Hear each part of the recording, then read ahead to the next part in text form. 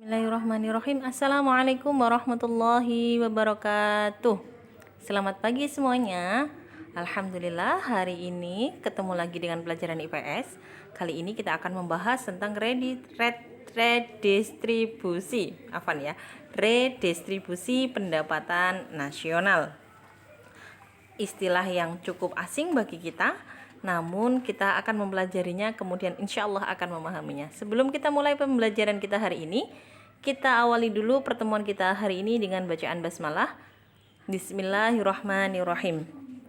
Anak-anakku sekalian, kemarin kalian telah membahas terkait dengan upaya untuk meningkatkan ekonomi maritim dan agrikultur, gitu ya. Sebagai Indonesia sebagai negara yang memiliki laut yang cukup besar, maka mengalihkan pendapatan, gitu ya, peningkatan ekonominya di tingkat maritim sangat penting, dan juga tidak boleh meninggalkan agrikultur sebagai mata pencaharian terbesar di Indonesia.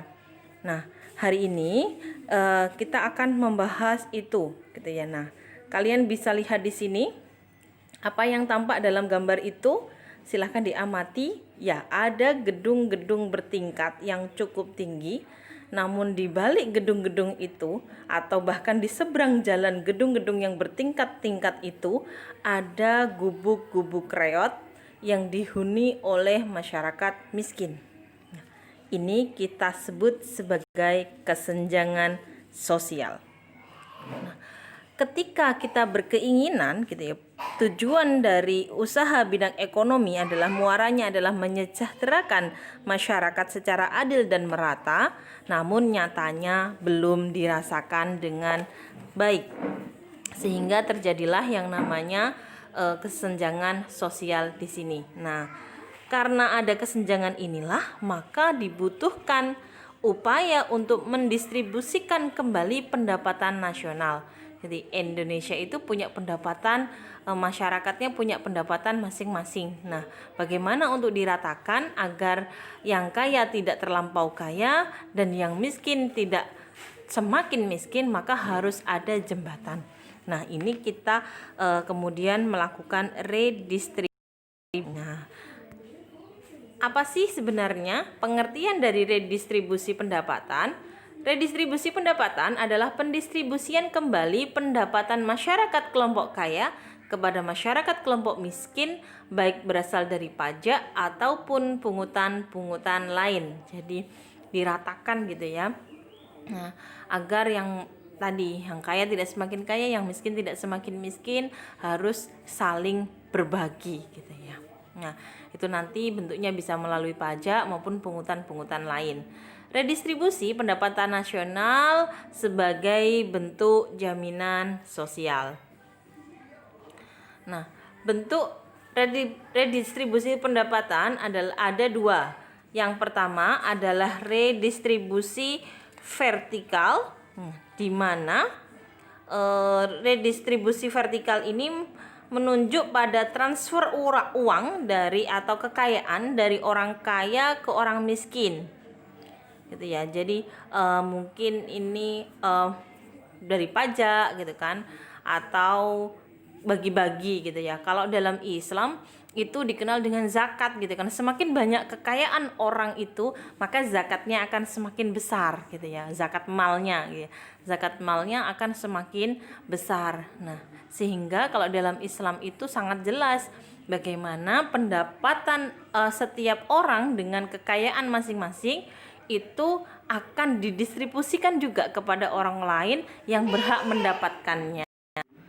Itulah redistribusi vertikal, dari yang kuat kepada yang lemah. Sedangkan yang kedua adalah redistribusi horizontal, di mana transfer uang ini akan berjalan antar kelompok, dari kelompok ke satu ke kelompok yang lain. Contohnya, seorang laki-laki atau seorang suami akan memberikan pendapatannya kepada istrinya seperempuan, gitu ya. Nah, ini adalah contoh redistribusi horizontal, antar berarti ke samping, gitu ya, sesama, gitu kan. Nah, atau bisa jadi dari orang tua ke anak. Karena apa? Di situ adalah kewajiban dan tanggung jawab orang tuanya sebagai orang tua memberikan nafkah kepada anak-anaknya. Nah, ini cenderung bersifat antar pribadi, yakni dari satu siklus kehidupan seseorang ke siklus kehidupan yang lainnya.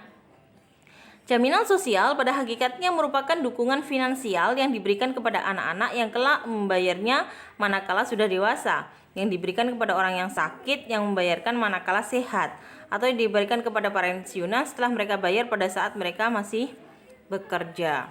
Nah, ini adalah bentuk-bentuk redistribusi. Ada dua, vertikal dan horizontal. Kalau vertikal dari atas ke bawah, dari kaya kepada orang-orang yang miskin, sedangkan horizontal kepada antar kelompok yang cenderung bersifat antar individu.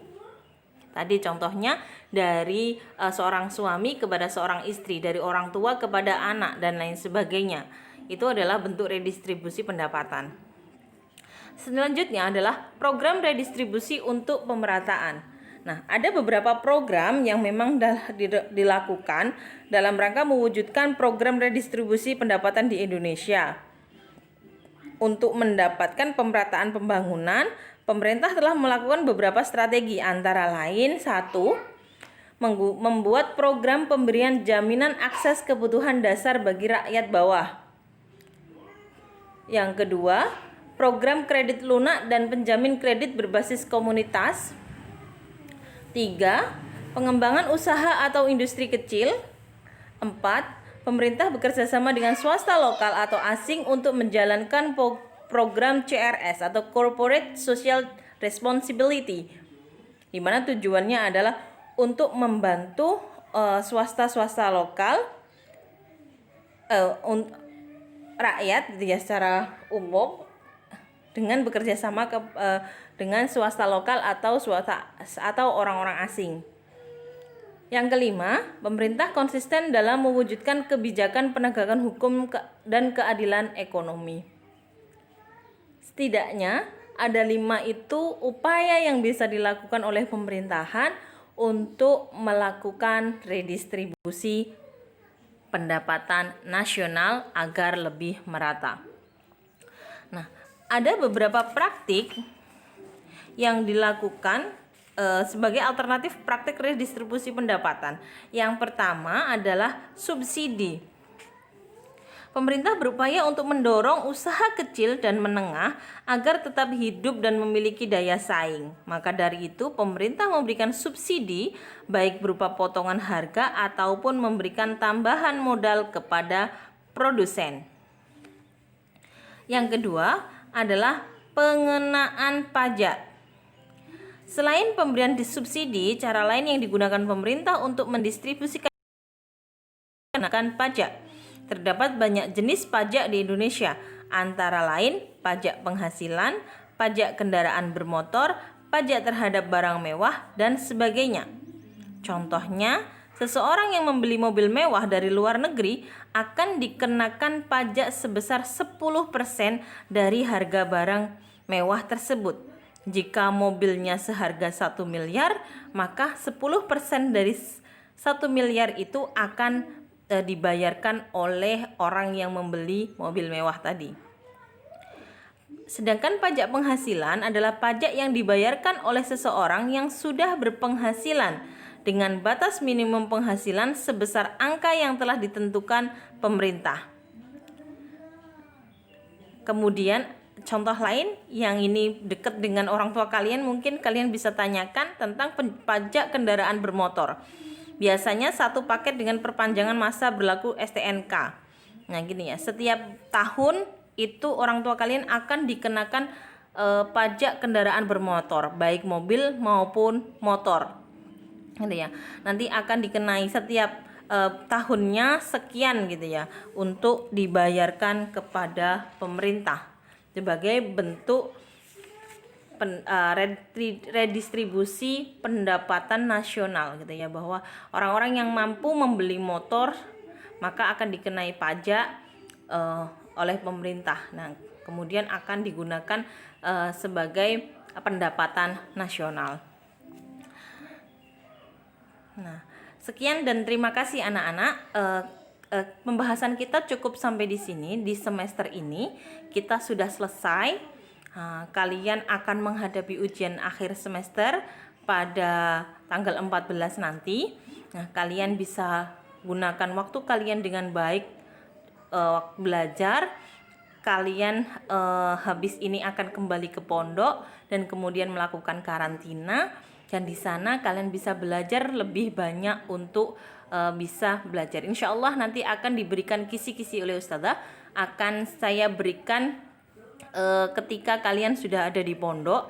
Nanti akan kalian bisa minta melalui wali kelas kalian masing-masing.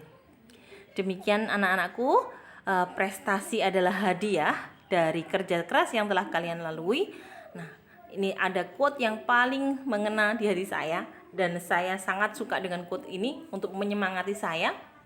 Ya, jika kamu tidak kuasa menahan lelahnya belajar, maka kamu akan merasakan pahitnya kebodohan. Belajarnya kita, susah payahnya kita hari ini itu adalah hadiah